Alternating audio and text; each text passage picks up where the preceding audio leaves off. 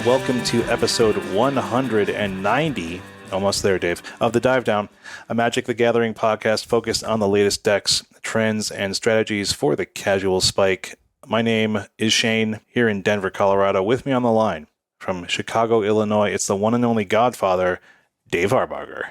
Short intro this week. Yeah, right. I mean, we don't have a Stanislav. He is having his house blew up. I think the painters broke his electricity. I don't know how that's possible, but they pulled that off. Painters, send us emails. Explain how you could break electricity. Let us know. Painters, get at us. Sponsor our podcast. Yep. JB Licht, I know you're listening. Maybe Ben Moore. We like a Ben Moore. Ben Moore, sponsor our podcast, or at least become a patron. I know you listen, Ben Moore. I'm a bear man. I like my 2-2 paints. Mm-hmm. See, combining the topics of painting and Magic the Gathering, Dave. That's right. 2-2 paint. Oh, bears. My goodness. Yeah, my goodness. When you said combining things, I just imagined Captain Planet for some reason. Well, this is, of course, just the two of us. So it takes two to make a thing go right. Yeah. Or this podcast. Makes this podcast go right, at least. So, Dave, what are we doing on this week's show? Well, it's been a couple weeks since we did an episode because we took off for Labor Day. And so what we're going to do is we're going to check in on the impact of Dominaria United on our formats. A lot of modern talk, a little bit of pioneer talk.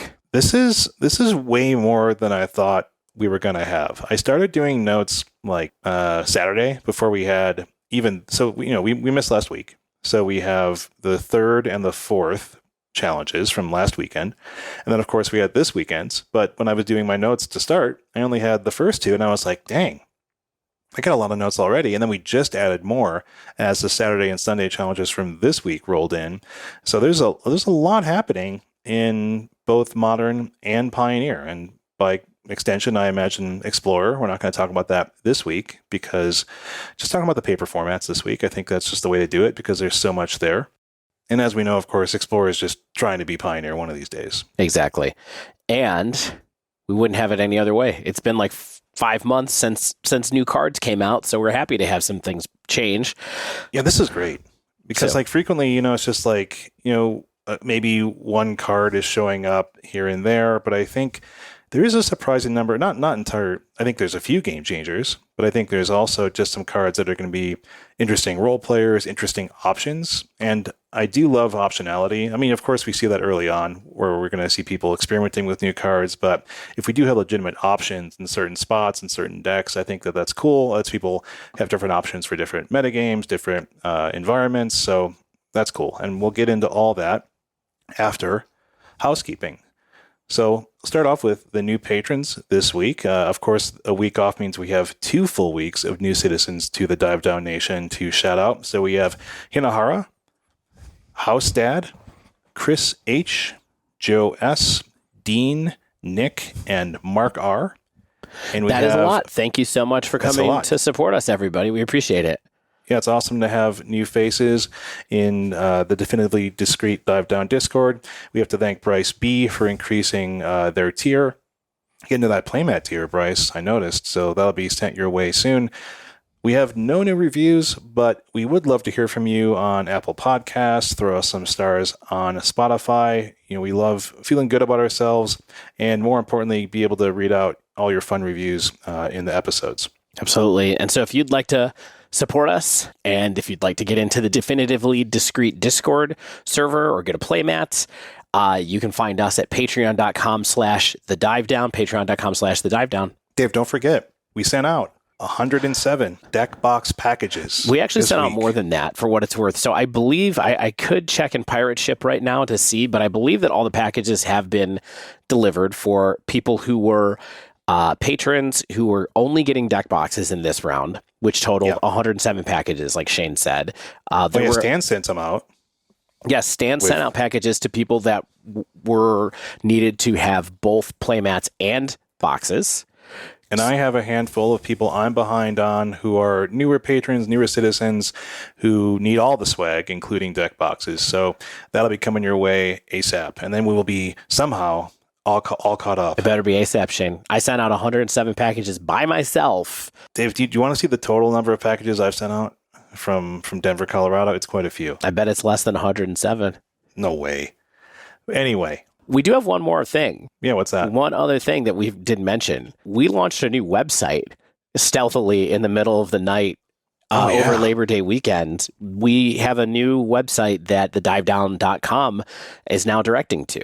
So if you're ever curious about our codes, which we're going to read out in a minute for our sponsors, if you would like to see a nice place where you can see the most recent episodes that we have, if you want links to Stan's Polygon archive, if you would like to contact us, if you would like to see the archive of episodes, you can go to thedivedown.com just to have a look around and maybe learn a little bit more about us. We'll be adding content to that over time and maybe some other fun things that you should be checking out soon that we constantly hint about, but those days are probably coming. So divedown.com, check it out.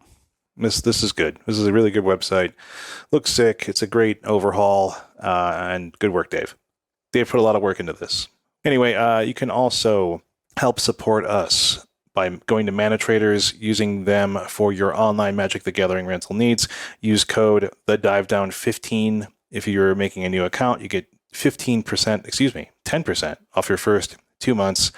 Number doesn't make any sense anymore, but the product sure does. It's the best way to rent Magic Online cards, and we've been using them for a long time now, so thanks, Mana Traders. And you want some paper cards, you can head on over to Nerd Rage Gaming. You know our relationship with them. We want to support them. They want to give our listeners a coupon code, so DIVE8, DIVE8, gets you 8% off of your order of cards from Nerd Rage Gaming. So, Dave.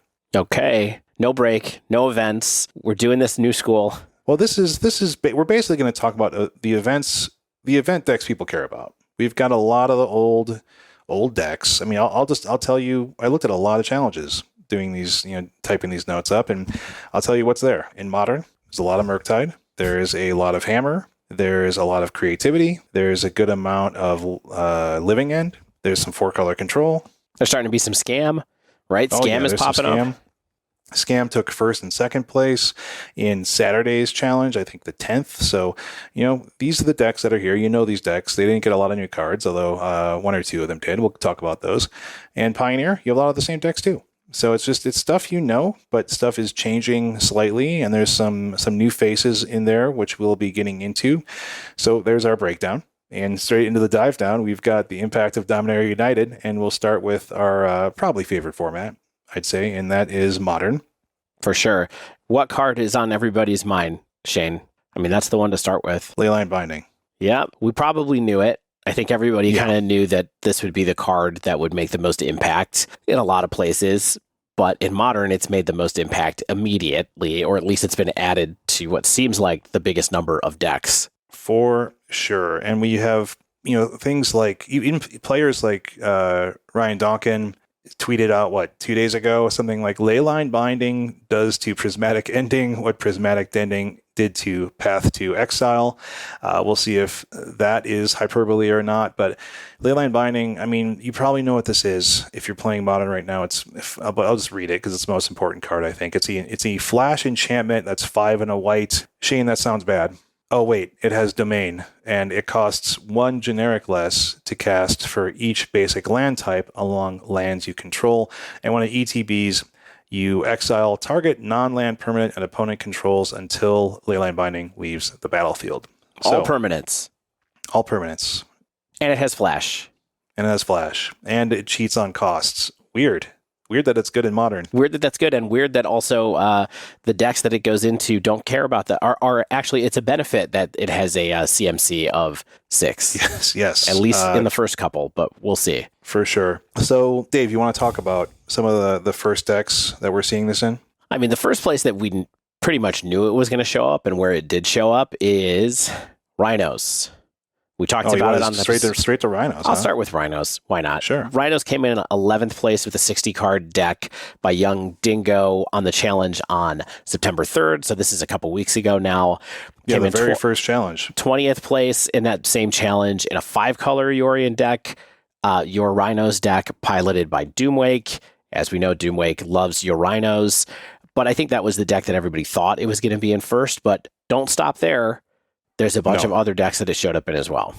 You have 4-color elementals featuring Yorion by Caprioso, finished second that challenge, and then a few 4-color control decks in those early challenges on the 3rd. It's already seeing, and then on Sunday we start seeing it in a second place 4-color creativity deck with an extra black pip Triome by Xiangukai. And then we had more 4-color control, a 4-color 60-card Rhinos deck in that Sunday challenge, and then interestingly, we quickly saw a new 5-color 60-card Rhinos build piloted by Soimbi Galad. I'm sure that's terribly pronounced, but wow. Soimba Galad. I don't know. But this 5-color mana base, I'm just going to talk about this deck for a while because this is the deck people picked up on. Yeah, so there's all these things that are going on with this, right? Yeah. Like Doomwake's trying some stuff, and like the first build that I remember seeing from Doomwake was only getting to 4 colors and was like, I don't care if Leyline Binding costs 2, it's fine. And then you saw people go, no, we're going to go ahead and push all the way into including black in our decks, but we're going to make it 80 cards to be able to feel less bad about doing that. And so we can fix our mana and all kinds of stuff like that. And then, like Shane is saying, this deck is the deck that's sort of caught on for a minute. So it's 60 back to 60 card Rhinos. And what's so cool about it? So this deck didn't blow the doors off. It finished in 32nd place, 4-3 in the challenge. I mean, that's no slouch, but it's not like the deck everyone's going to take notice on. But we do see this quickly become essentially the new build that people start testing with. And this has a 5-color mana base. It relies on 2 Triomes that have not previously been played in Rhinos. It has Xander's Lounge. Xander's Lounge. Thank you. The Grixis Triome and the Indatha Triome, which is Obzon. Yep. So what you're telling me is that this deck that previously its turn 1 play was quite often to go and get Ketria Triome is no longer getting Ketria Triome because it's not in the deck suddenly. Yeah, I mean, this deck is still Teamer based with a little bit of a white splash. But yes, your primary Triomes in the deck are not really designed around getting you just Teamer mana. And the way this really works is that Xander's Lounge plus Temple Garden or Indatha Triome plus Steam Vents immediately gets you to your 5 land types on turn 2, which then opens up an early Leyline Binding, of course, or a Scion of Draco. What? I thought the card was only in Calibrated Blast. What are we doing? Yeah, so Scion of Draco, full playset, if you forget, is a 12 mana 4/4 flying artifact creature. Shane, that sounds bad. It also has Domain. It reduces the casting cost by 2 mana for each basic land type you control. So that means with proper fetching, you can cast this on turn 2. And if you are a Rhinos player or a Rhinos hater who just knows everything about Rhinos but doesn't like to play it, it's a really big deal for Rhinos, turn 2. As it's formerly, I think, been one of the weaker turns of the deck. And this is where I wish we had Stan here to check my feelings here.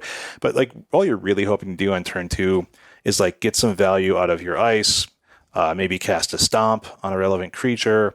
But what Scion does is change your options here. It allows you to present a really powerful and relevant threat on turn 2, and that then leaves you open to then cascade on turn 3 while you're making your opponent have to make a decision on what they're going to do with this 4/4 flyer that they're facing down. So it stresses their removal.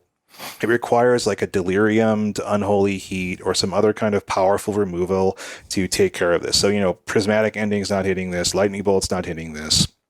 You have to have like a Terminate, you have to have a Leyline Binding, you have to have an Unholy Heat with Delirium, like I said. So those are the things that you're immediately placing some kind of pressure on your opponent and doing something relevant on giving another relevant option because, Ice is perfectly relevant, but having more options is better. Along with just having the ability to cast a Leyline Binding if you want. Right. So fundamentally, what this deck does is it adds a second threat and adds a more efficient removal spell in the form of these 2 domain cards. And since they enable each other, it means that you're not just fetching your mana base or messing your mana base up in order to turn Leyline Binding on, right? Like that's the idea.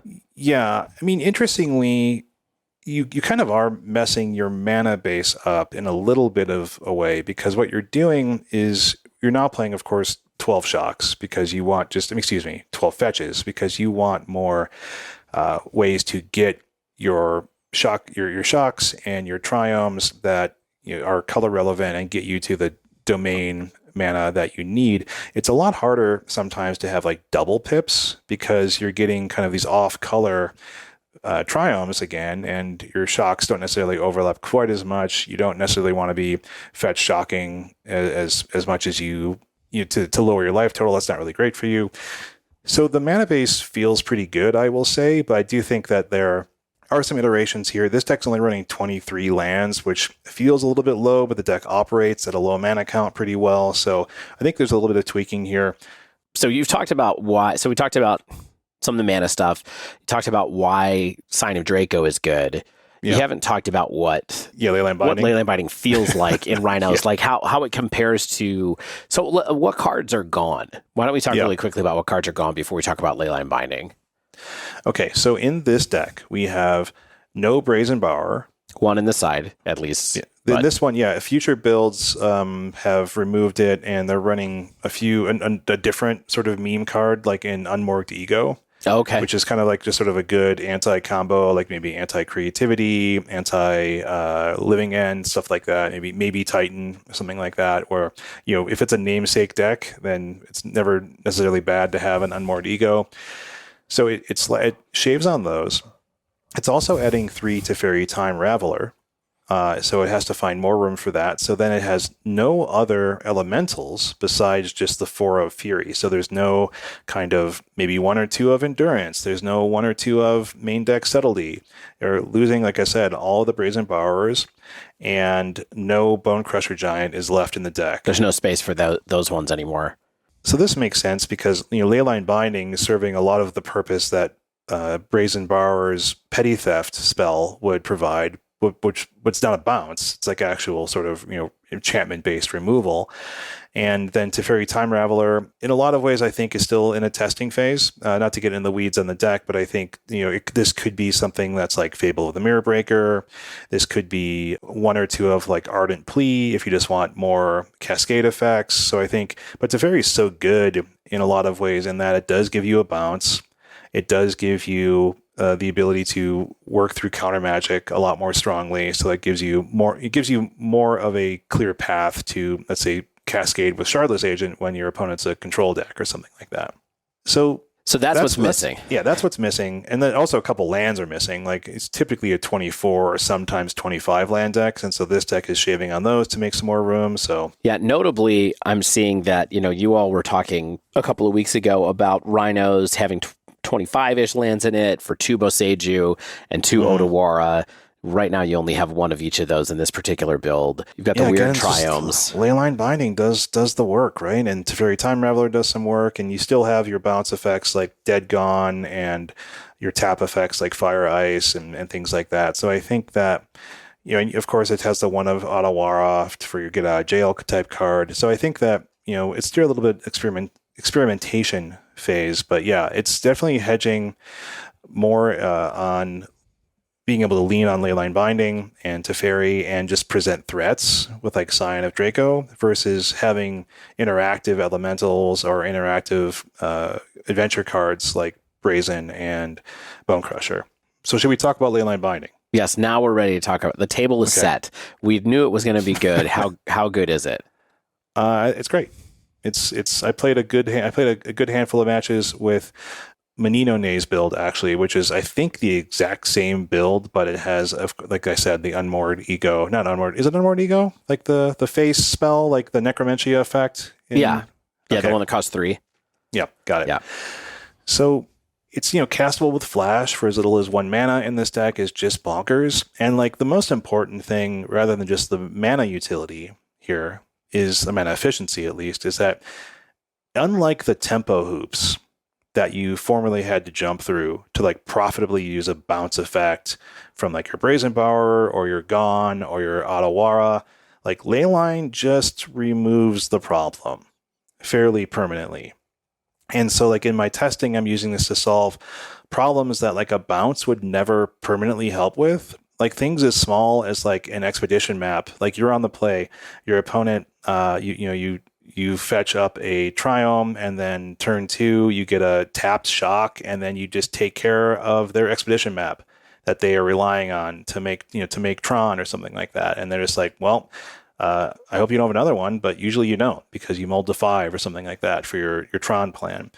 And, or as large as like a Primeval Titan or a Murktide Regent or something like that. So it gives you the flexibility on mana and the flexibility on targets and the more or less permanence of the enchantment-based removal, rather than have to sort of be, okay, I can bounce at this turn, and then I untap, and I cascade, and hopefully that's good enough. Right, and the big thing there, of course, too, is that it costs them a card, in most cases, to get rid of Leyline Binding, where with the bounce effect, it didn't. So even if they immediately get rid of Leyline, they had to spend some kind of resources to do it, which they may not have had to do with a bounce. Instead of a tempo play, it's a removal spell. And that's something that, if you've looked at the removal spells that this deck has tried to play, like Stomp is not great removal. And you know what I mean? And like Dead is fine, but it doesn't take care of any non-land permanent. And so that just does a lot of work. And the mana here is interesting to enable this. It makes double pip spells a little bit more challenging. So like you're not going to run your Endurance or your Brazen Borrower necessarily. It makes you vulnerable to Blood Moon. So I'm curious, of course, maybe you can float some white mana to cast your Leyline Binding with Flash, but you can fetch basics early if you fear Blood Moon. But this deck is really leaning heavily on these domain effects right now until the metagame potentially decides to adjust, if it's forced to adjust, but I don't know if that will be the case or not. I mean, I do think it's interesting if you want to talk about it from a metagame perspective, like the fact that if Leyline Binding becomes so good that everybody starts getting really loosey-goosey with their mana, is there suddenly some kind of incentive for Blood Moon decks to get more prominent or better, even, because we do see a number of decks that were already being pretty loose with their mana, thanks to Wrenn and 6, thanks to other needs that they have, like wanting to run Leyline Binding. I don't know, maybe there's an opening there. I mean, I'm all for it, because then that just lets me sleeve up the Teamer Rhinos. You know what I mean? I get to play both versions of the deck I like. I think, importantly, another thing that this deck is trying to do, and perhaps not importantly, but I think interestingly, there's a funny new addition to the sideboard in a card I did not know existed, but just continues down the road of, hey, Rhinos only wants to cheat on mana. It's Kasali Ambusher, which is a 1 green and a white, 2/3 with reach, cat warrior. Shame that sounds bad. If a creature is attacking you and you control a forest and a plains, you may play Kasali Ambusher without paying its mana cost, and as though it had flash. So I think you see obvious applications of this, where on turn 1, you could take care of like a Swift Spear, you can take care of a Goblin Guide by just fetching even a tapped Indomitable Triome or Temple Garden. Yeah, and then you just flash this thing out. And I probably would get the Indomitable Triome, I suppose. And then you just have a 2/3 blocker that surprises them. So, funny stuff. I don't know if this is cute or good. I didn't really have a chance to use this card, but I can see the applications, and it seems fun. It doesn't seem particularly like the most important thing in the metagame right now, but it is a cool piece of tech and a card that somebody dug up that's pretty interesting, I think. So cool. For sure.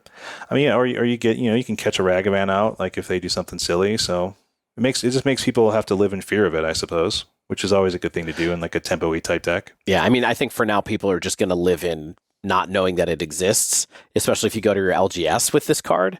But we'll see. Maybe it'll lead to some kind of weird renaissance. Free spells can be good, right? And this is still a free spell. And Soin Bagalad's deck has had a big influence already. Like grinders like Menino Ne, who's a big NTGO player, stated they were winning like an absurd clip. Like I think it was like 60 something and 8 in their matches. Like Menino Ne just plays all day. I think that's like their full-time gig. So that's an absurd win rate. And I did see that they had 5 trophies like this past weekend. So they are definitely winning with something. And I mean, ultimately, I think this pushes Rhinos back up a good amount. Like I think the deck just gets some really great options here. It just leverages the mana cheating as well as a deck possibly can, I think. Instead of elementals, it's focusing on like, the unconditional non-land removal and the 2 mana 4/4 flyer that just dodges removal with Scion. But I think you saw another build, right, Dave? Well, I mean, I was going to say, I don't think we want to try to make it sound like this is necessarily where everybody is going with the deck, even with people that want to play Leyline Binding, right? Like, it does seem like there's a lot of momentum around this idea of getting the extra threat in the deck, having Leyline Binding in there. But there's some other kind of Rhinos masters, notably Arceus Dota, who is a well-known Magic Online player. Some people say that they're one of the best Rhinos players in the world, who posted a paper tournament that he won over the weekend. That's a different take on binding, 60-card binding Rhinos, and it has no scions in it. And in fact, in the comments below this, in this Twitter thread, Arceus was even kind of like, no, scion's terrible, don't play it. So it's a different take on this deck that is much less afraid of the mana problems, I think. Some kind of wild stuff. I mean, this deck is running a full playset of Dead Gone and a full playset of Fire and Ice. It's not running Teferi.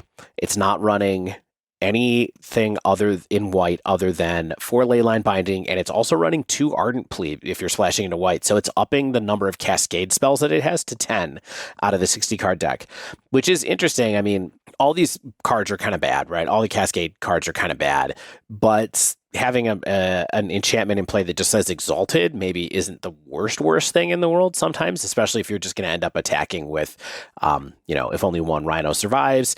Arceus also has a single Murktide Regent in his main deck as his alternate threat, which is pretty interesting, and 1 copy of Prismari Command.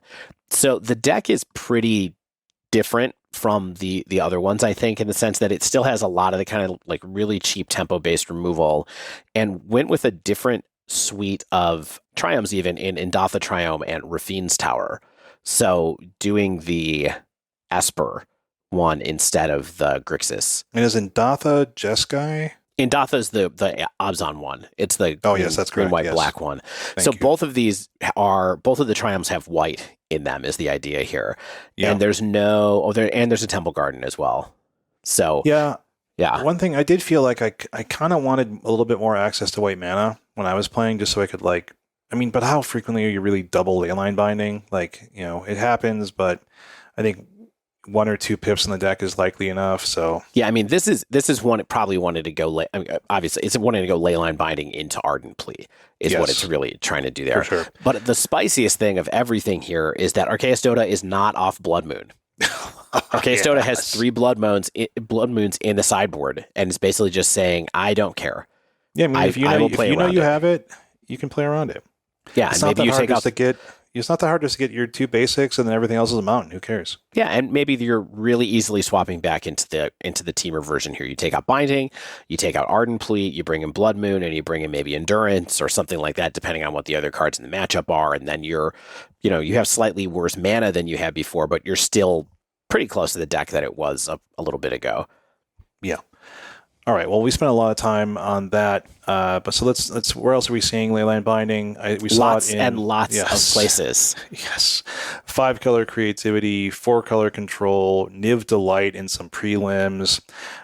Yeah, I mean, it's just really easy to drop into these 4-color control decks, these 5-color creativity decks. They're already quite good, and I think this makes these decks better. Probably. Yep. Yeah, I think it makes all of these decks better. And having creativity suddenly have access to a good, solid removal spell like this, I think is also huge. Creativity, general, at least when I played it 4 or 5 months ago at this point, because time flies, was relying a lot more on kind of stack-based removal stuff. So you would have Lightning Bolt, but what you had that was supposed to really help you buy time was essentially, you had Teferi, that helps, and also you had Remand. And I'm not sure what these creativity lists look like right now. I don't know if they're still running Remand as well. They very well might be. But having access to basically just a kill everything removal spell without having to stretch very hard because you were already a 5-color mana base, really, in this deck. You already had enough mana to be able to cast Archon of Cruelty, for example, is probably huge for creativity. And then, the wildest thing to me in some ways is that this card is starting to show up in Pioneer as well, as kind of a parting thought here, in a format where you cannot fix your mana as efficiently as you can in Modern, of course. You can't fetch up a Triome. You can maybe fetch up a basic land if you want to be really wild and play something like Fabled Passage, but it's starting to show up in things like 5-color Niv in Pioneer, and even in kind of a control domain pile. I saw Jesse Robkin, friend of the show, was playing one over the weekend in Pioneer, where she was trying to play a bunch of the new domain cards, including the Wrath, I think is the other domain card that she had in her list. But interesting stuff, not trying to, I'm kind of surprised that it's even able to hang in this kind of format as well. You never know. Oh, it's not the Wrath. Sorry, it's the like Sign in Blood. It's like the domain Sign in Blood that was in Dominaria. Yeah, I mean, card's really good. I think we're going to continue to see it have an impact and be experimented with. I think creativity was already quite good, and I think adding that, I think, is just going to make creativity continue to show up in the challenges like it has been. There were 5 copies on Sunday. There were 3 on Saturday. There's 3 the weekend before, and just it's there. It's a thing. This is a card. Yeah, and a deck. This is a card. This is a card. You know what else is a card? Yeah, go ahead. The next one we have to talk about, the winner of the actual first challenge, I believe, after Dominaria was available, and that is Rundvelt Hordemaster. All across the Rundvelt. Here we are. That's a good card. What's it do? Do I got to read it? No, it makes you win. It's a 2-mana 1/1 Lord, and then if a goblin you control dies, you can pay red to. No, you don't have to pay red. You just flip over the top card, exile the top card of your library, and you can cast it that turn. If it's a goblin creature card. Okay. Yeah.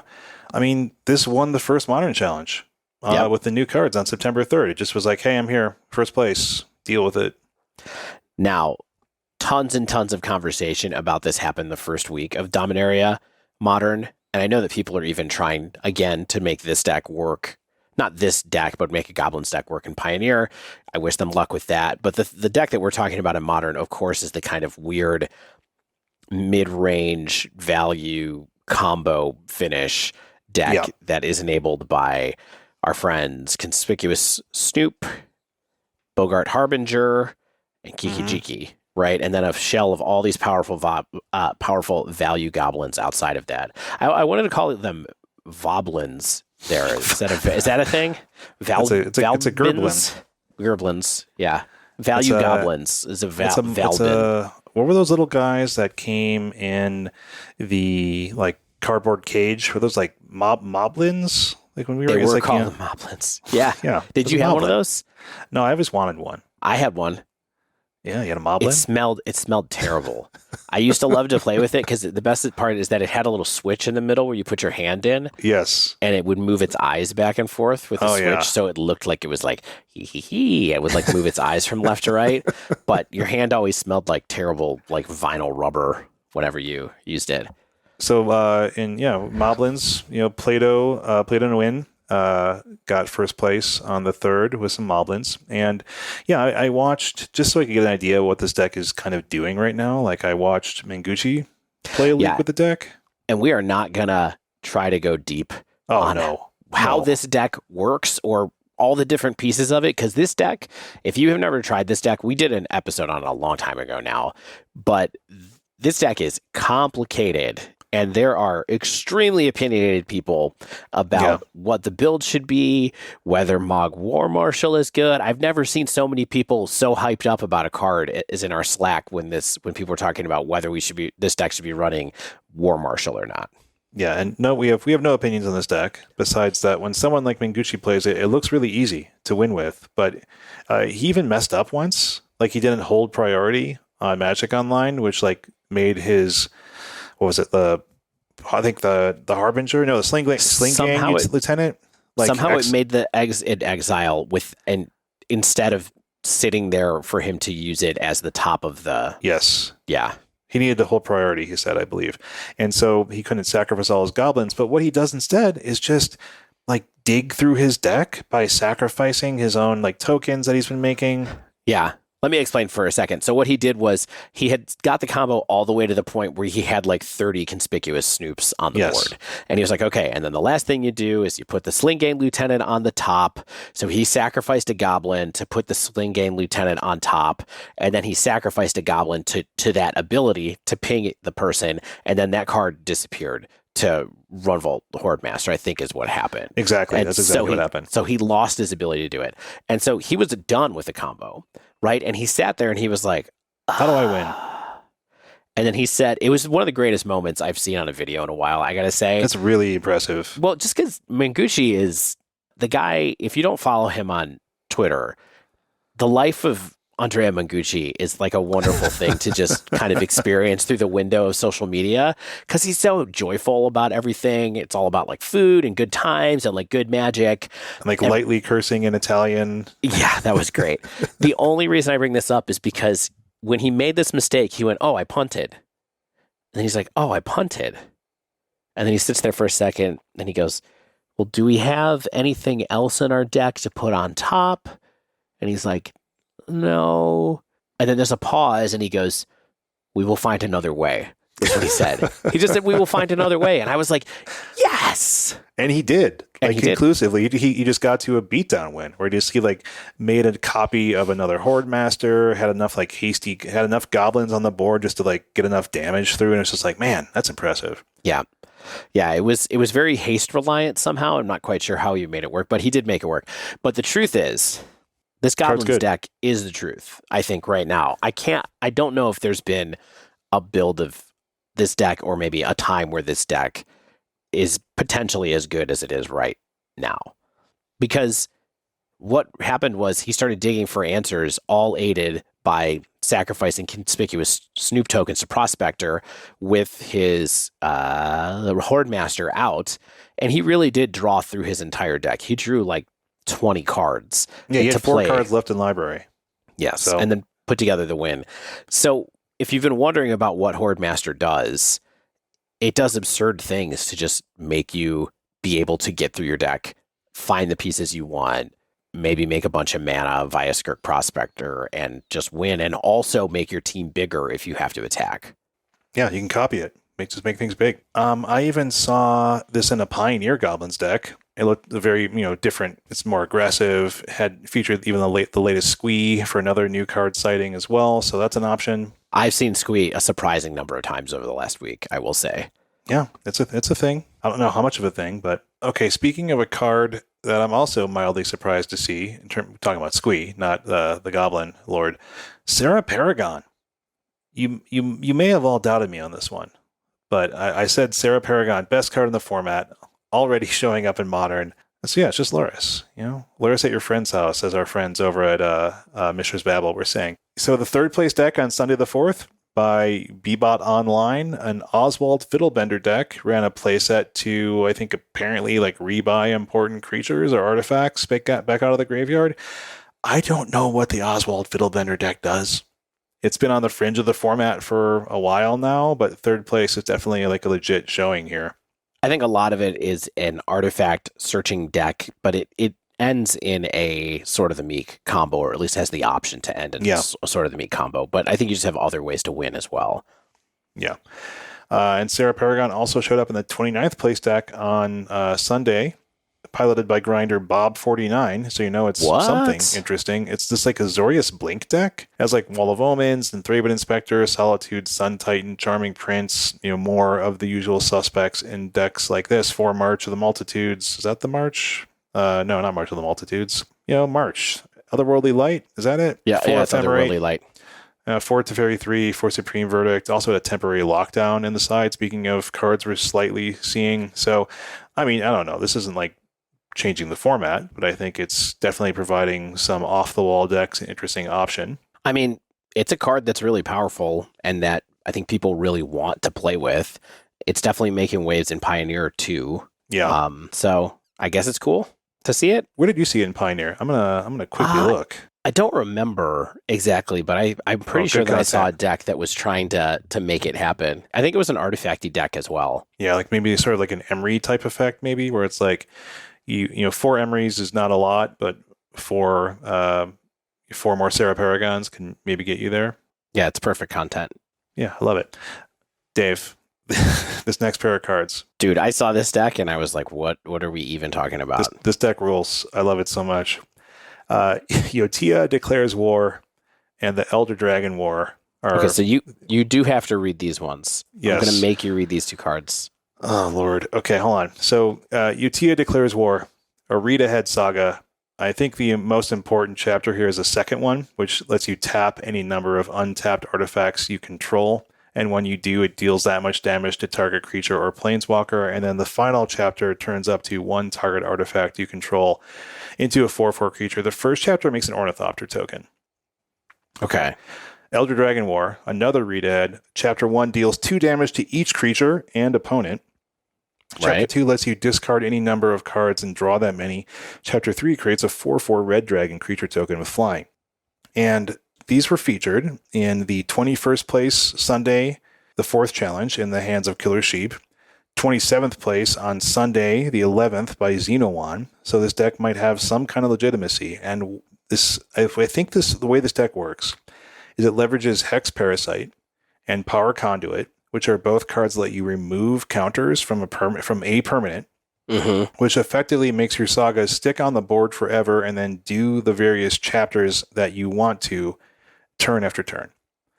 So this lets you ridiculous. It's just so make good. 4/4s forever. Yeah, I mean, you can make 4/4s forever. You can kind of sweep your opponents like small creatures. You can have a bunch of artifacts deal damage to target creature or planeswalker to keep the board clear. So yeah, I mean, it has other red aggression in the form of like Ragavan and Galvanic Blast and Bolt and Fable of the Mirror Breaker and so on. So that's applying pressure to the opponent in other ways and removing their creatures. And then you eventually, I think, just kill the opponent with the power of these sagas triggering in ways that they're not really intended to do. But Hex Parasite and Power Conduit let you do it. Unbelievable. It's genius, really. It happens so fast, too. Just like the second challenge on the 4th. It's just, here I am. 21st I love place, when baby. There's people just sitting around like waiting to put a totally bonkers idea into the world, and then you're like, okay, cool, it works. I mean, you know Hex Parasite is just like the kind of card that's just waiting to do something cool. So yes. Yeah, it's worth noting that it costs, it's what, 1 mana to cast, and then the activated ability is cheap Phyrexian. too, right? It's Phyrexian, so you can make it happen for very low mana cost. So yeah, I mean, that's a cool set of cards there. So have fun, you wild and crazy players out there. One last card that we haven't talked about yet that has a little bit of play. Voldalian Hexcatcher. Yeah, it's a merfolk, Dave. Sure is. Do we think it's good? Is it making merfolk good again? I mean, it was 15th place and 29th place on Saturday the 10th. So that's 2 out of 32. Perfect. I'll take it. Yeah, play sets a Hexcatcher. Good merfolk. I will say one thing that's super funny is just how different merfolk is from when we started playing Modern. It's like the same deck, but it's different cards. It's like almost every card is a different card now, but they still have Aether Vial and they still have Lords. Yeah, Lords.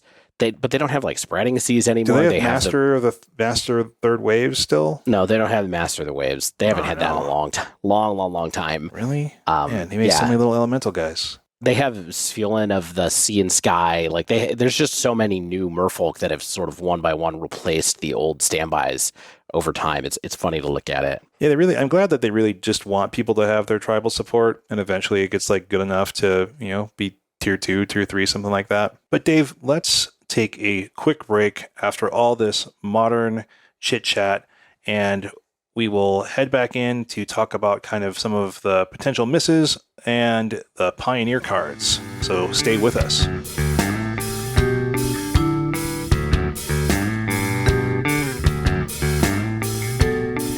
David. Shane. Leviathan's back. Leviathan's back. Leviathan's back. It is. So this is something that I remember seeing when I was looking at Barrister Man before, and Leviathan sounds really good. It sounds kind of up your alley, Dave, because it's it's a Russian leather, coffee, sandalwood, and cedar. That's of course a new Barrister Man re-release coming up in September. It's going to be the shaving soap, aftershave balm, eau de toilette, bath soap, all the stuff that we like. And I think that sounds like a very good Davey one. What do you think? I mean, I think that sounds like a great one. I definitely, while I've been enjoying the ones that I have, would love to get a hold of a new one. So I will check that out. That sounds like a good bath soap to me. Leviathan is on September 20th, so that will be right after this episode drops, a few days. And then another new one, Mirror Wood, but spelled funny. I don't know what Mirror is. I mean, I know I know John Muir and such, but this sounds up my alley. Blackberry vetiver, balsam resin, and damp air. Again, in all of the products. Not the bath soap, though. That sounds like a really good bath soap as well. Oh, interestingly, Will told us that he's now also doing refill bars, which I think is really cool. You don't have to get another plastic container. You just get the block of soap, press it in your old plastic container.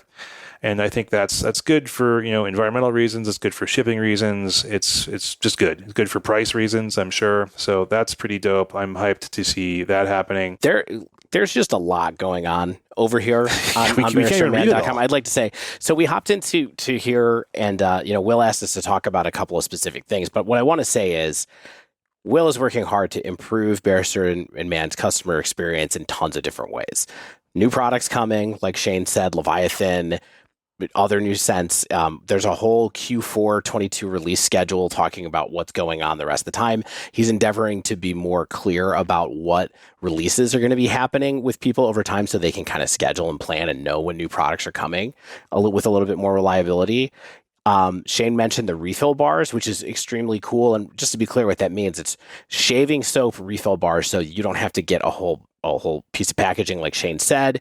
They are the size of the soap bars that they sell, is my understanding. So they're not like the whole puck. You just push it in and it fits. That's what he said.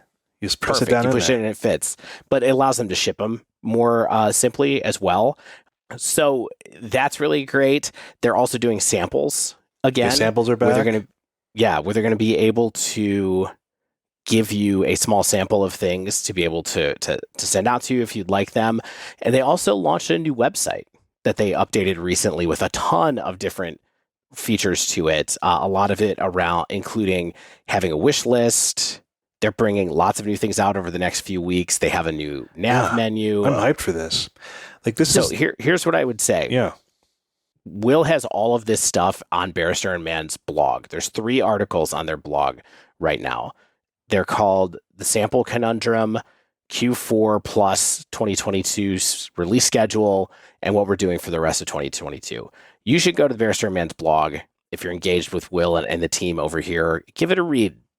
See the stuff that they're doing to try to improve, the ways that they want to try to serve you better as a great beauty fragrance brand, I guess. I was trying to figure out how to say it. Skincare, fragrance, soap, shaving brand. Good stuff. So yeah, we talked a lot about Bearstar and Man, and with this Q4 release schedule, I honestly think I'm hyped to have this much stuff to talk about in the coming weeks and months. The holidays are coming up. Start thinking about who you're going to buy stuff for, if not for yourself. And if you use code TheDiveDown15, you get 15% off your first order over at BearstarandMan.com.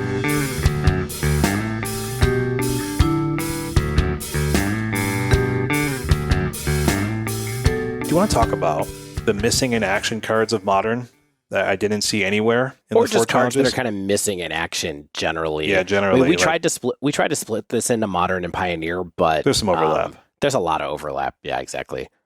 I mean, Karn Silex, I've seen this maybe in one Karn Wishboard of like every Karn deck. So maybe people just think it's not fast enough. Like I think we just thought it was a shoe-in, but maybe it just does not fill any need that these Karn decks have, especially, mono green in Pioneer is kind of our major sort of Karn deck that I would say, like our tier 1 Karn-based deck. And just, I don't think this deck wins through using Karn Silex for like value. Do you know what I mean? Yes. Yeah, I mean, the situations are hard to do it, right? And you only get to, I think the situation is just difficult because it comes into play tapped. Yeah. So if you could like drop it and play it, it might be a lot easier for people to do it, but yeah, maybe not. It's still one of the most expensive cards in the set though, so I think that there's a lot of people who believe it's going to be good someday. It's like the 10th, it's in the top 10. It's still over $10 a copy. Is it a mythic or a rare? It's a mythic. Oh, okay. Temporary lockdown. I'm kind of surprised. It's like a one of in like a few decks. Like it's not really as much as I would have expected, even in modern, where it's like, Hammer is everywhere lately. Like Hammer is really popular, and I just do not see people trying to use this card against that deck necessarily.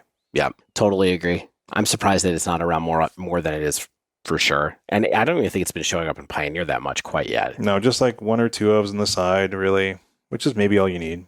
Aether Channeler. Yeah. Not too much going on with Aether Channeler quite yet, although I think it's slotted well into the deck that Everett wanted to put it in, his Bant Soul Herder deck. Yeah. It's just nobody else is picking up that deck. That's a good point. It's not like breaking the deck wide open. It's just providing another really fun option, which is fine. Cards can be fun options. They don't need to like break formats open. Soul of Windgrace. Yeah, another Spike card. I haven't had time to watch Spike recently, so I don't know if he's doing anything with Soul of Windgrace. Like, I'm sure he's testing it. I'm sure he's probably played a league with it. He played it, I believe, on Friday of last week during the day, and played at least 3 leagues in it because he posted up his record on Twitter and said that he was 13-2. Well, that's the thing with a Soul of Windgrace Jund Saga deck. That's showing up.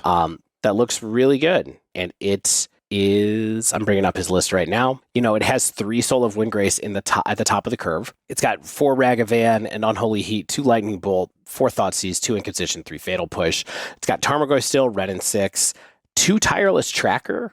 Whoa. Apparently good enough to make it into this right now. You get a lot of lands. You get a lot of value. Repaying the lands. Yeah. And then also Squee Dubious Monarch in this deck as well. And I really do think, he said in his tweet that he can't believe that they gave Goblin Rabblemaster Escape.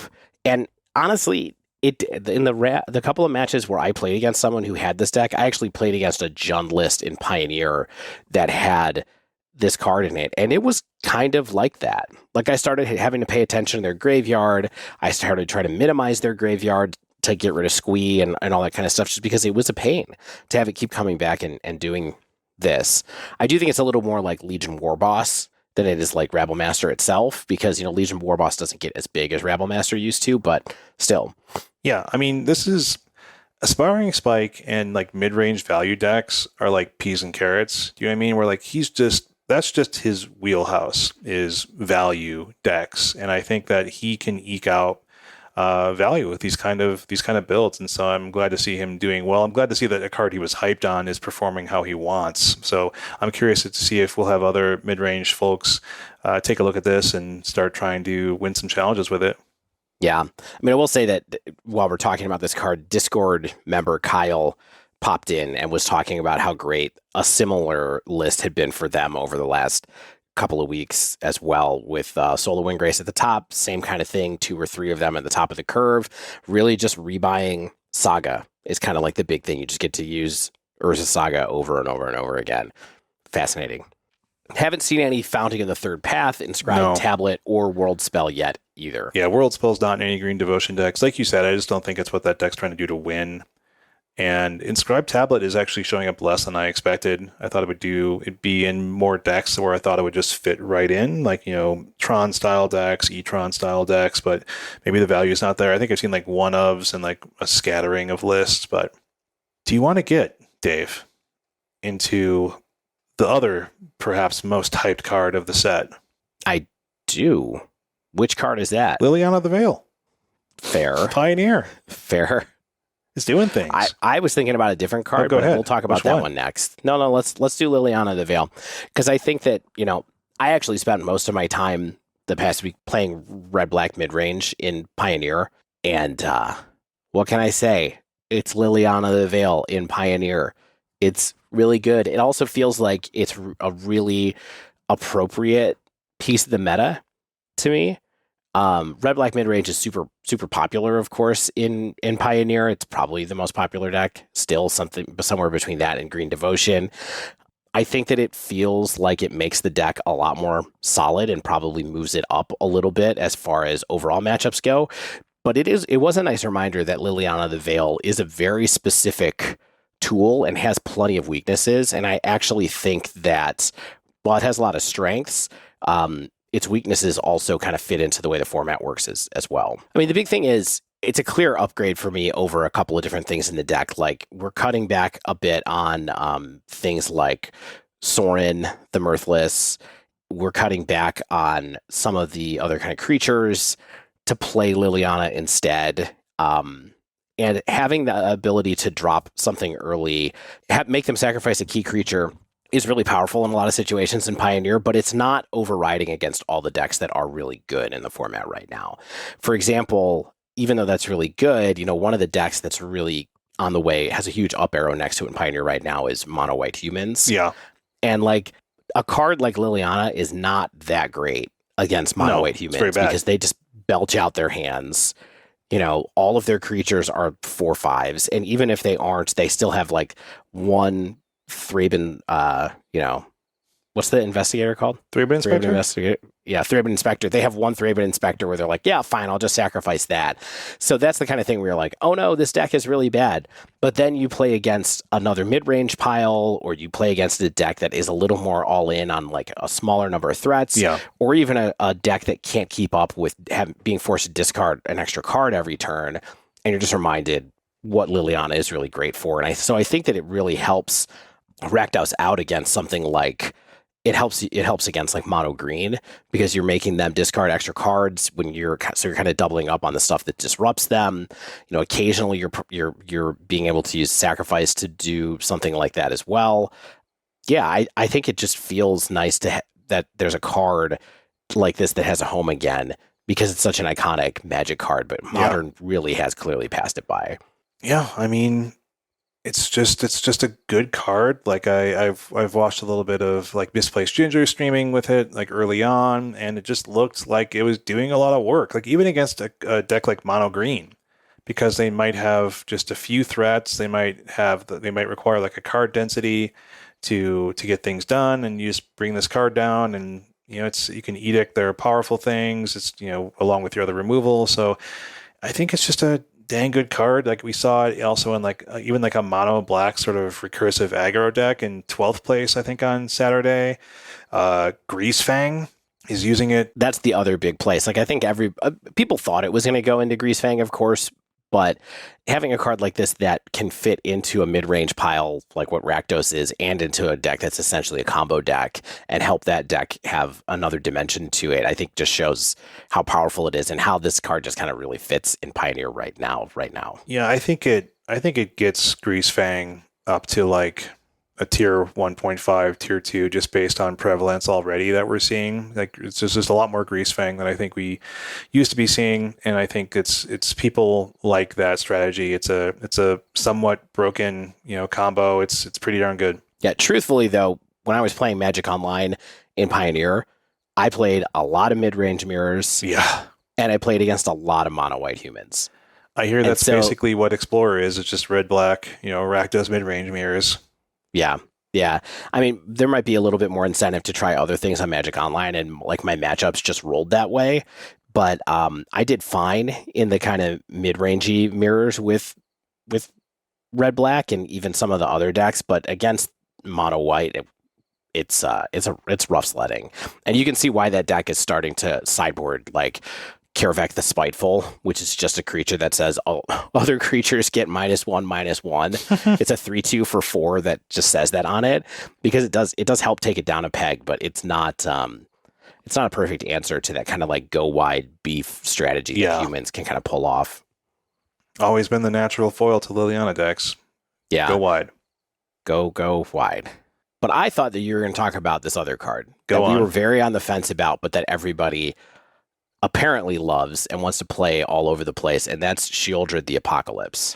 I thought we were pretty good with this one. I thought we just, it has a cool effect. We'll see it do something. I think we're not bashing it, at least. So yeah, I mean, I definitely immediately thought it was a cool card, and also speculated maybe it could go in Rakdos mid. Yeah. And since we were just talking about Rakdos mid and Pioneer, maybe we should talk about it a little bit just in that context.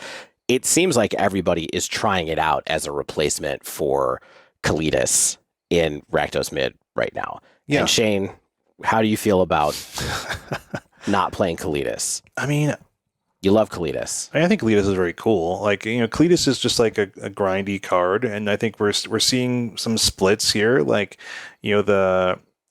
the most recent challenge, we had, of course, a lot of Rakdos. Some of the top performing decks were still with Kalidas, but then the ones right behind it, including like Misplaced Ginger, noted Rakdos Grinder, in ninth place with 3 Sheoldred. Mm-hmm. So, just 2 black, 4/5 Death Touch. Whenever you draw a card, you gain 2 life. Whenever an opponent draws a card, they lose 2 life. Just like you said, it's just if this card sticks around and you're likely attacking with it into hopefully an empty board that you've controlled.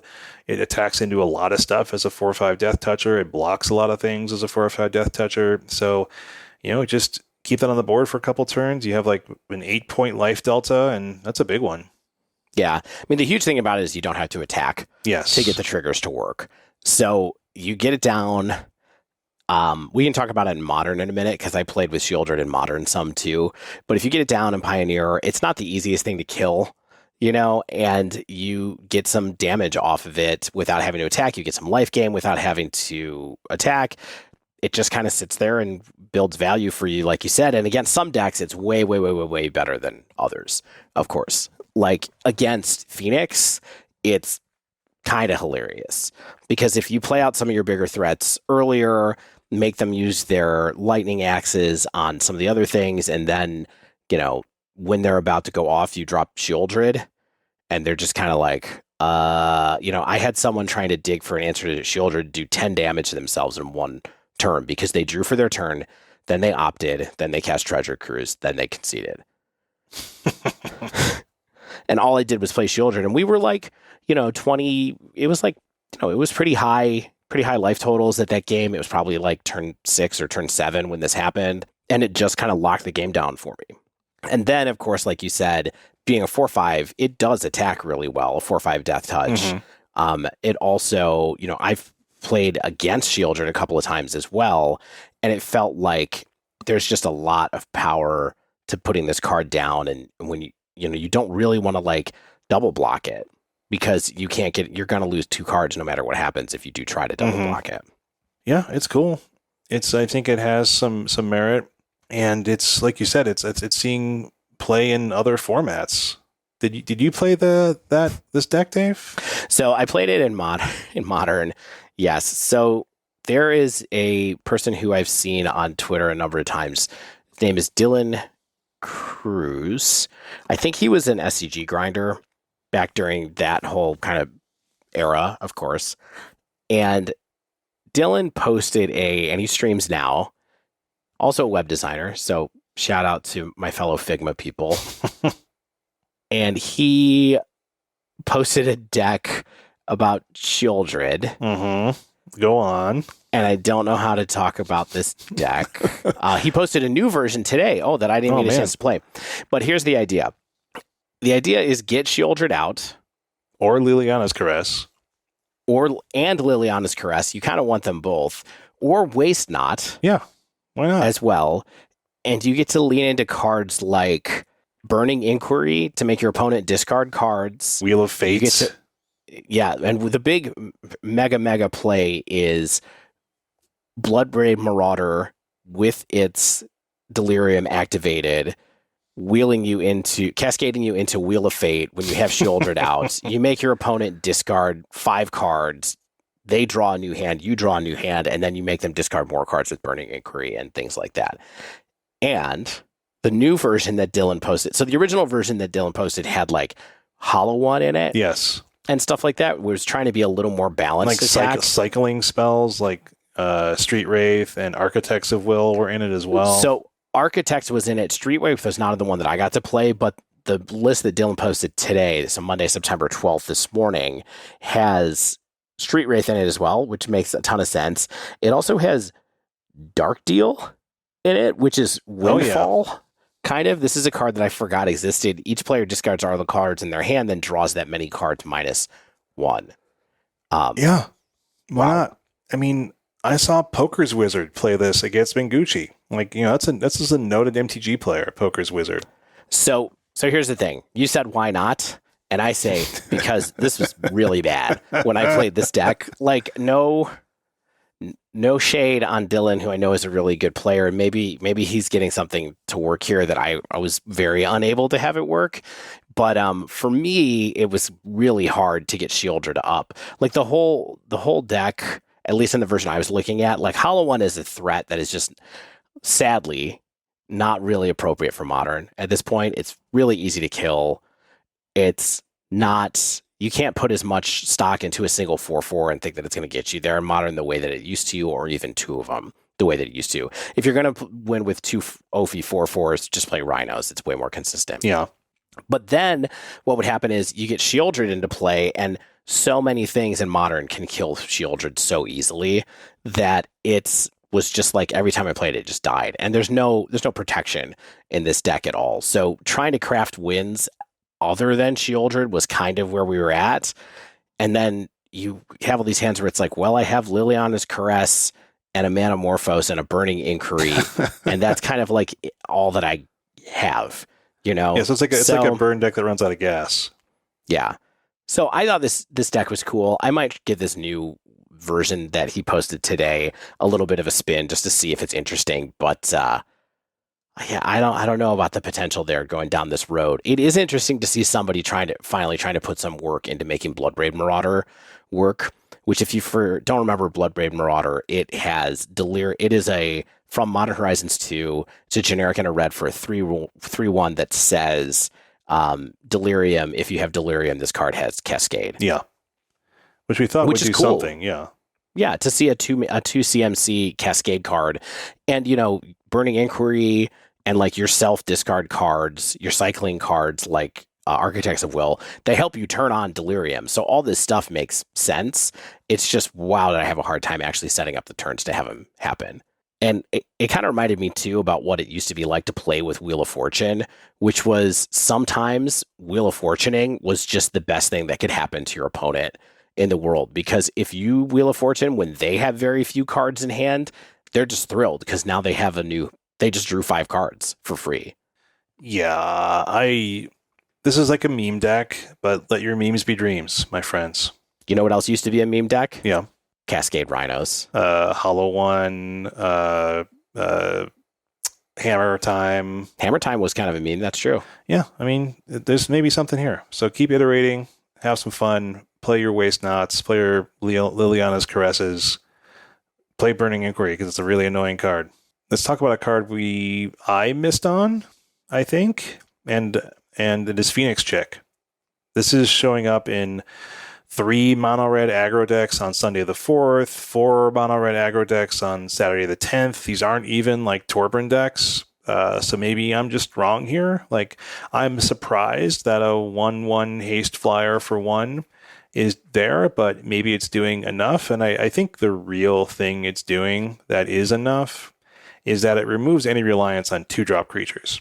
Like, you're no longer playing like your Kari Zevs or anything like that. And what they can now do is play Obosh as a companion. So that opens up a big window here, I think. Like, it's a real appealing option for the Godfather Harbargers out there who just want to play Obosh. I mean, I love Obosh, but like, is this type of deck good in Pioneer? It's apparently good enough, man. It's all over the challenges. So I'm looking at the list right now. I mean, it is a lot like a burn deck, right? It's got your Skewer the Critics, it's got Play with Fire, it's got Wild Slash, so you've got 10 burn spells in the deck. It's got Kamano Faces Kakazan. I mean, one thing that's cool about this is that you can go Kamano into Phoenix Chick and make a flyer bigger. That's very cool. I think like that's a good option, good opening for some powerful turn 2 plays. Double 1-drop, one being a 2/2 hasty flyer. Sweet. Yeah. So I think there's some good stuff to that.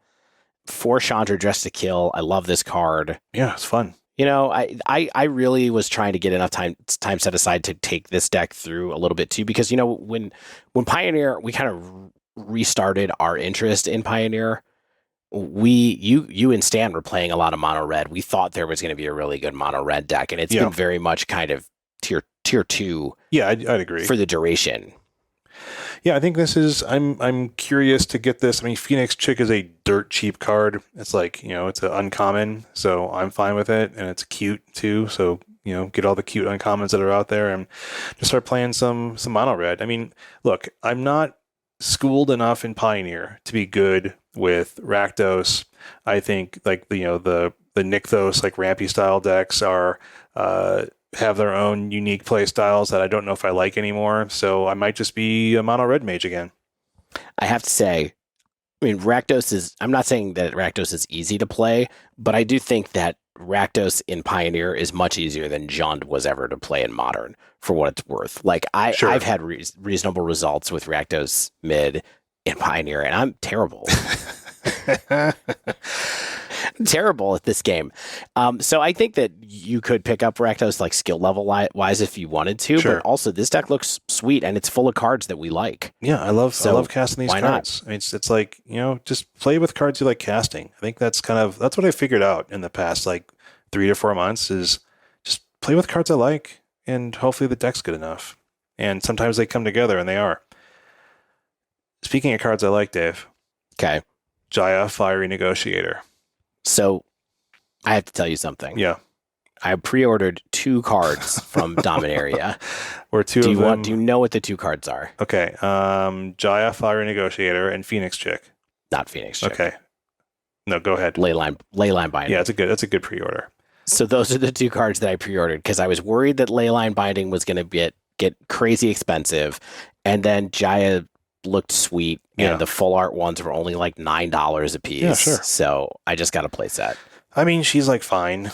I mean, like gold Ducat, Noted Grinder, running her in the sideboard of Is It Phoenix, and that's performing well in challenges. Not a lot of other people are doing that. How many? 2? I think 2, I think. Okay. And then, more interestingly, perhaps, on Sunday the 11th, L1XO got 10th place with a mono red deck that's just playing 3 Jaya. So maybe that's the start of something there as well. Interesting option there. So what did that mono red deck look like? It looked just like a red, like mid-range burn deck. It just had maybe 10 spells, which I do not see as honestly enough. But no, this is just literally mono red aggro. It's like Swift Spear, Soulscar Mage, Eidolon, Kari Zev, Bone Crusher Giant. It's at Play with Fire, Spike Field Hazard, Lightning Strike, Kimana Faces Kakazan, Fable the Mirror Breaker, and then 3 Jaya, Fire Negotiator. So this is why like the slightly bigger version of the deck that we were just talking about with Phoenix Chick in it. Like the Phoenix Chick deck does not have Eidolon in it. It doesn't have Fable in it, but it has, or Kari Zev, like you said, but it has the rest of these cards, basically. Not Lightning Strike. It's got Critics. But it's a similar, it's just like a slightly bigger version of it. Yeah, it's kind of surprising that this deck doesn't run like Skewer the Critics because like you get to trigger your prowess creature with the monks you're creating with Jaya. So maybe Jaya's here just for other stuff where it's like the prowess monk can be cool for stickiness, but maybe it's going to just do other stuff. Maybe it just wants the card advantage from the -1 or or doing damage with a -2. Who knows? But I love to see it. Yeah. It's not, again, it's not a new format staple, I don't think, but I think it's a cool option, and I love cool options. So let's talk about some other cool options as we close this episode out. I mean, Anointed Peacekeeper is like there. It's like showing up in the main deck of Mono White Humans list in Pioneer, another piece of their Disruption and a 3/3 body, and another option for your White Humans deck. Why not? And then the last one is, we made a lot of noise about the Painlands a couple of weeks ago, or had a lot of discussion about them. Yeah. Where are they going? Nothing too exciting. Like Sulphurous Spring is like a 1 or a 2 of in Rakdos mid. It's like a 4 of in Rakdos sack, which is really what we called. So cool, good for us. We saw the use. Artikar Waste is in Azorius Spirits, which is showing up in some of the challenges. 4th place on, I think, last Saturday's challenge, so sweet.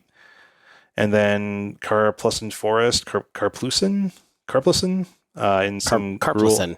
Some Gruul aggro builds. Carplus Tunnel Syndrome is brutal. It's use some wrist guards. Some of these Gruul aggro builds are just like red with the Tarkus commands. Some are kind of more novel builds that are using more Gruul-y creatures with like some combat celebrant type stuff where it's like you get multiple attack steps. I think I don't know if that's exactly the card or not. I'm just kind of shooting from the hip there. But yeah, they're there, and I think we'll see the other 2. No, other, yeah. Did we get 2 more, Dave? We're going to get 2 more new ones. That's correct. Yeah, the Selesnya Oh, And sorry. No, we're gonna get one more new one: the Selesnya one and the red white one. No, we have Battlefield Forge already. yeah, It's is it Selesnya Dimir? and the Underground River one. Yeah, so that is two. Dimir. Yeah. So anyway, yeah, these are useful cards in some way, shape, or form. So sweet. But, so that we talked about, I think a lot of the places these cards are showing up, just, spouted some deck lists at you and things like that. But Dave, what do you, it seems like you've been playing more Pioneer than Modern lately. So I don't know if you have any opinions on like Leyline Binding or anything like that we've been talking about.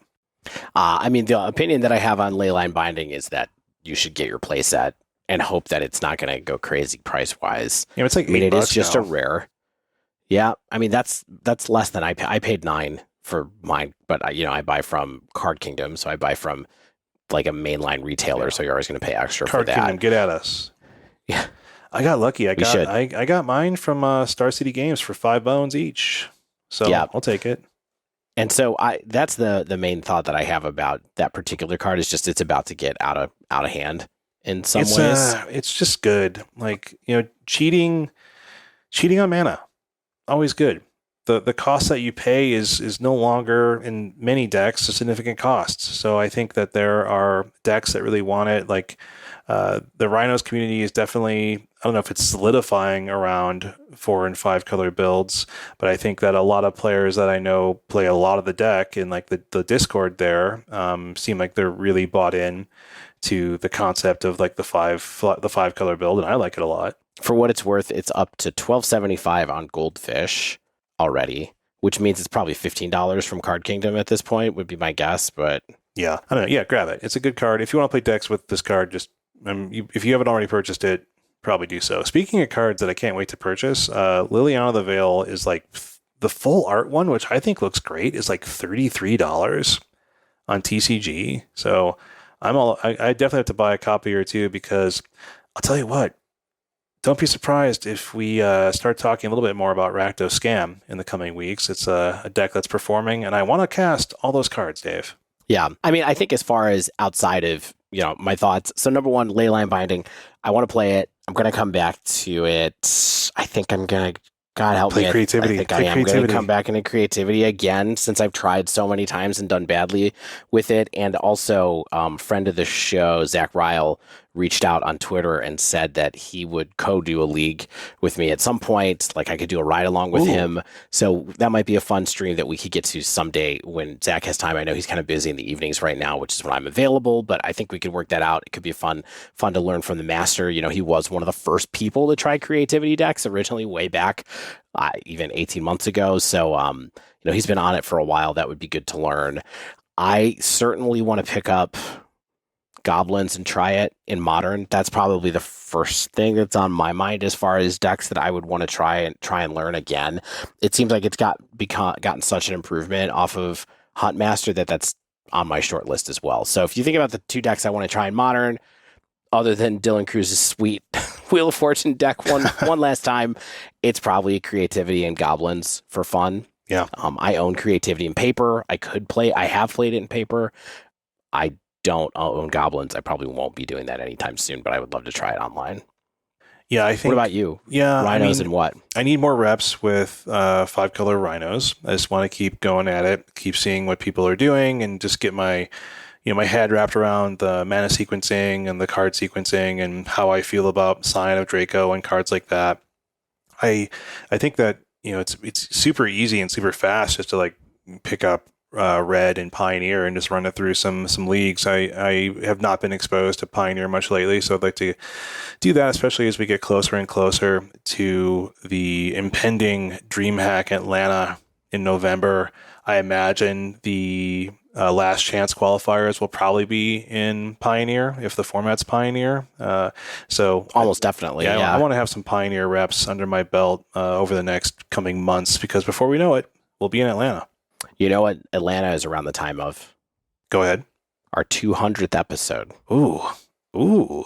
I see some synergy. Just some pointing out some foreshadowing and some synergy, everybody. So it'll be it's interesting. It's interesting timing. That's all I can say. No wonder we took that week off last week. It wasn't for our own mental health.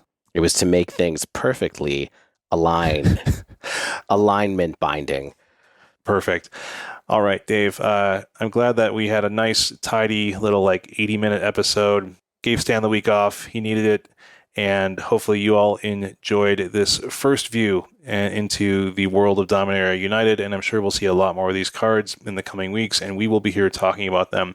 But I think that wraps up this week's show. If you haven't yet, make sure you subscribe to the pod. You get the latest episodes as soon as they drop. If you use Apple Podcasts, like we said before, leave us a rating, leave us a review. Tell us what you think about us and what you like about us, and then we can keep doing that more often. If you want to submit a question to us, reach out. You can tweet at us at the Dive Down, all one word. You can email thedivedown@gmail.com. If you want to support us, help keep us going, help us know that you like what we're doing, you can join our Patreon at patreon.com/thedivedown. As we said, we are now shipping those sweet deck boxes. You can probably see some photos on Twitter and probably our website soon, right, Dave? We should get pictures of our swag up there. We should put on the website. We could put, I bet I could put a Twitter feed up there that would show images and stuff like that if we wanted to. Yeah. But that would be fun. But yes, if you got a deck box from us recently, please post it on Twitter and tag us. We would love to see it. We would love to be able to share that with people. We're excited that we finally got those out. It was a journey. It took nearly a year, as you all know. And please check out thedivedown.com. We're going to start, we're trying to keep all of this information there. So it's one place for you to go check out whatever's going on with us right now. Of course, thanks Mana Traders for sponsoring the Dive Down. You can sign up for your first 2 months, 10% off using the promo code TheDiveDown15, all one word. Is it The Dive Down 15? Not Dive Down 15? Man, I'm suddenly doubting myself. The Dive Down 15? It's always been The Dive Down 15, yeah. There you go. Of course, get some amazing shaving soaps, body soaps, fragrances, and more at Barrister and Mann using code TheDiveDown15 for 15% off your first order. Save money at paper cards over at Nerd Rage Gaming. Use code DIVE8 for 8% off your order. As always, thanks Nowhere. Thanks Spaceblood for letting us use your music for 4 years-ish. And until next week, get out there and cast Leyline Binding.